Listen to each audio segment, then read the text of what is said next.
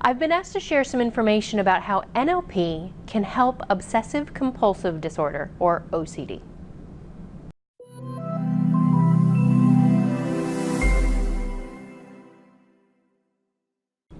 Hi, I'm Dr. Heidi Herron from the Worldwide Institutes of NLP, and thank you for joining me today. I've been asked to share some information about how NLP can help with obsessive compulsive disorder. So let's first take a look at what OCD even is. OCD on a technical side is a psychological or a mental health issue that is diagnosable because of a variety of criteria.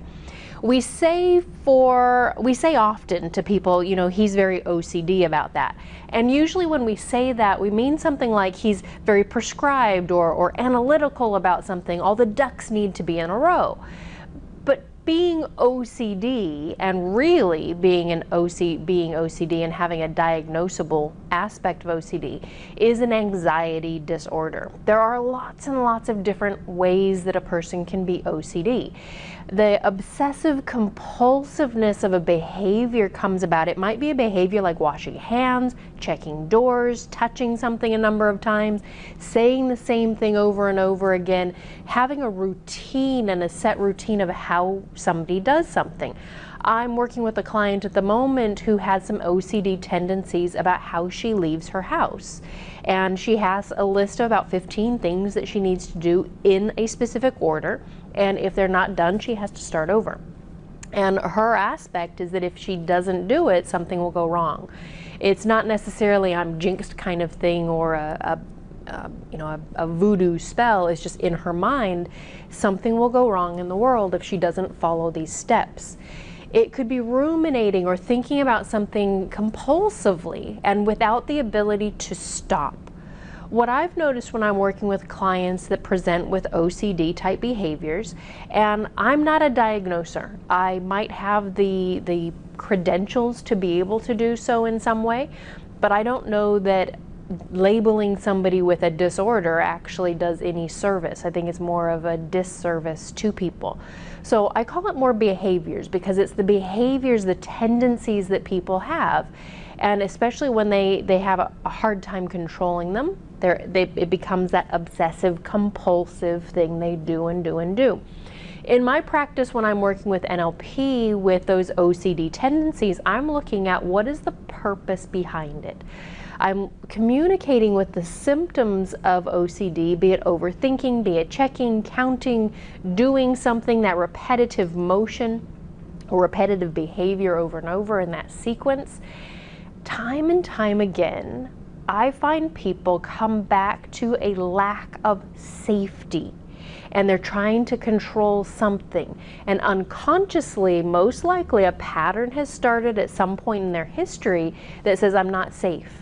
And here's a way that I can be safe. Here's a way that I can control the situation. And then if they can control that situation, then they're okay. But that then sets up this cyclic pattern that last time I did that and I was okay, so now I need to do it again. And then I need to do it again. And then it becomes that if I don't do it, I won't be safe, I won't be in control, I won't be okay, so I need to keep doing it. So we need to break that pattern and skill up our younger self or other self or just our history and our past and our current state. Build those strengths and build the resources needed to create safety and, if relevant, clear the pattern and the beliefs that go with it. I've worked with so many people with different kinds of OCD tendencies that are just eliminated, and the anxiety that goes along with it has also been eliminated, because at the core, if a person feels safe, in control, okay, then those tendencies don't need to be there. Now that goes with generalized anxiety disorder, that also goes with depression, as well as a need for control that sometimes pops up in things like eating disorders and other psychological issues too. But without having to label somebody, it's useful to be able to understand. And it's hard to understand OCD sometimes. If you have a friend or a family member that has some of these OCD tendencies and they have to check something or say something or they're continually obsessing over a thought, as a bystander, it's too easy to go, just stop it, just leave the house, nothing's going to happen. You know, if you don't go through those 15 steps, try it out, see what's going to happen. Doesn't work. So having that compassion, respecting somebody's model of the world when they're going through it is so very important. If they have to fight, if somebody that has those OCD tendencies has to fight to be able to do the tendencies, it will make those tendencies even stronger.